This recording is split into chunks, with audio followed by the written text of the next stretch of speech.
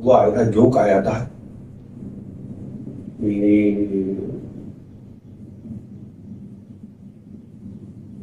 कि वो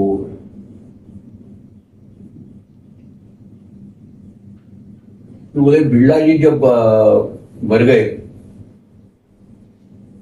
आदित्य बिरला, तो कहते हैं भगवान ने बताया कि भाई इनको तो नरक में भेज दो। तो आदित्य बिरला बोले मैंने क्या किया है, मैंने तो इतने अस्पताल बनाए, मंदिर बनाए, सब बनाया, तो भगवान ऐसी शिक्षा नहीं ना। बोले माइंड नरक में भेज रहे, पर क्यों? बोले आपने जितना बनाया वो सब आदित्य बिरला मंदिर, बराबर है ना, आदित्य बिरला हॉस्पिटल, सब वो बिरला हॉस्पिटल, बिरला मंदिर, सब बिरला बिरला, नाम तो आप ही का है, भगवान का नाम कहाँ है? तो ये कहानी किसी ने बताई होगी। कहने का मतलब यह है कि हर दान अहंकार पूर्ण है। मेरी कमाई मैं दे रहा हूं, मैं इतना दे रहा हूं, इनकी नहीं दे रहा हूं। हर एक में सोच, फिर हर एक में उसके जो है, हाँ मैं दान तो दे दिया यार, बराबर, मतलब वो चला रहे कि नहीं, उसको दान तो दे दिया, वो गरीबों को बराबर वो खिला रहे कि नहीं खिला रहे, वो भी और एक।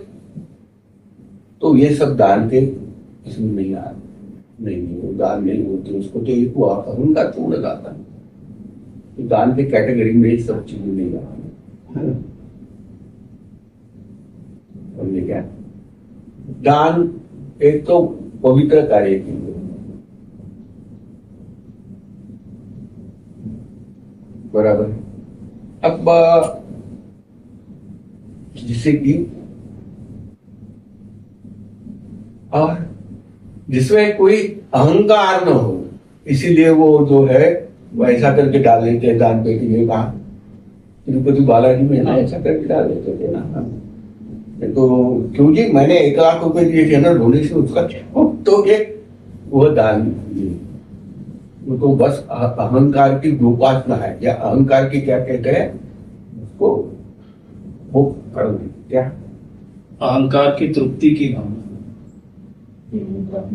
हाँ, तो वो नहीं है। तो एक गुरु दक्षिणा कौन से दान में आता है भाई? गुरु दक्षिणा कौन से दान में? तो गुरु दक्षिणा साधारणतः निरपेक्ष दान। गुरु दक्षिणा में जो है बस एक ही रहता है कि ये जो गुरु है हमें सत्य का ज्ञान दे, यह जो गुरु है हमें उस क्या बोलते हैं परम सत्य के खोज में, और हमको जो है वो तमो गुण से, जो है तम से, अंधेरे से उजाले की ओर, वो करे चाहे ना करे, हाँ, हम सब भेड़ों को लाइन रखता है। तो बराबर है, बराबर। तो सर्वश्रेष्ठ दान है, क्योंकि आजकल तो जो पहले मूर्तियों का दान था, तो दानों में मंदिर में अच्छी चीजें बनाते थे, अभी तो उसका भी कोई नहीं लिया, कोई तो भरोसा कर नहीं कि आपने तो प्रेम भाव से दे दिया मंदिर में, क्या भरोसा नहीं। खैर जो मंदिर में ही देता है वो तो ये तो सोचते ही नहीं कि पिछले दिए दान करके वो भी अच्छे है, किंतु गुरु के दान में जो है तो तुरंत उससे लाभ है। अच्छा, क्यों? उसके उदाहरण आ गया क्या आपके ध्यान में? क्यों? कि उसके उदाहरण है। तो हमको जैसे राजा हरिश्चंद्र का उदाहरण है,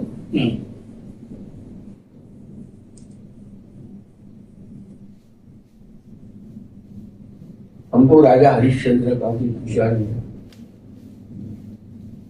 हमको सब दान का बड़े बड़े उदाहरण, भाई राजा जनक को तो बिगर अभ्यास के, बिगर किताब पढ़ के, ज्ञान दे, केवल दान दे के ही ज्ञान मिला हुआ है। करते हैं तो अकेले यानी ये जो है यज्ञ तपो दान, इसमें से अकेले दान में ही सामर्थ्य है। तो और किसके है? देखो उदाहरण किसके है? अष्टावक्र और जनक राजा के है। और किसके उदाहरण है? देखो हम बताते हैं, आपको उपनिषद में दिए जाते हैं।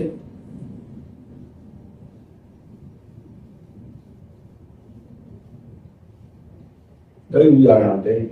एक वो बूढ़े ऋषि है 100 साल के ऊपर, और वो राजा है धौम्य ऋषि, दधीची, नहीं तो धौम्य ऋषि नहीं हरिश्चंद्र, नहीं, हरिश्चंद्र तो उनका नाम मैं बताऊंगा, छांदोग्य में है। तो उन्होंने भी जो है, अरे उनकी तो परीक्षा ली, आपको बताता हूं ना मैं हमेशा। उनकी तो गुरु ने इस तरह परीक्षा ली उनकी कि जब ये राजा को पता चला कि ये सब बेकार है, जीवन केवल, इसमें कुछ भी मिलने वाला नहीं है। खुशी मिलेगी नहीं, खुशी मिलेगी तो भी कुछ पल टिकेगी। प्रॉपर्टी बनेगी, फिर प्रॉपर्टी कहाँ लेके जाओगे? तो किसका आगे क्या होगा? कौन संभालेगा उसको? तो क्या गारंटी है कि अच्छी तरह? तो आखिर यहां से हमको क्या मिलना है? ये किताबों का ज्ञान, साइंस का ज्ञान, वो भी तो टेम्पररी, वो भी छोड़ के चले गए, सब छोड़ के चले गए। तो जब राजा को सभी साधु संतों ने बताने के बाद कि आत्मज्ञान के भीतर कोई ज्ञान नहीं जो हमेशा हमेशा के लिए आपके साथ रहेगा, तो कहाँ मिलता है भाई आत्मज्ञान, बताओ? तो बोले अगर आत्मज्ञान मिलता है और आत्मज्ञान देने वाला संत मिलता है, तो जो राजा आपके पास है वो तब दे दो और आत्मज्ञान दो। तो फिर राजा को कुछ दिन बाद पता चला कि ये फलाने कोई ऋषि है, तो वो तो उनके यहाँ आत्मज्ञान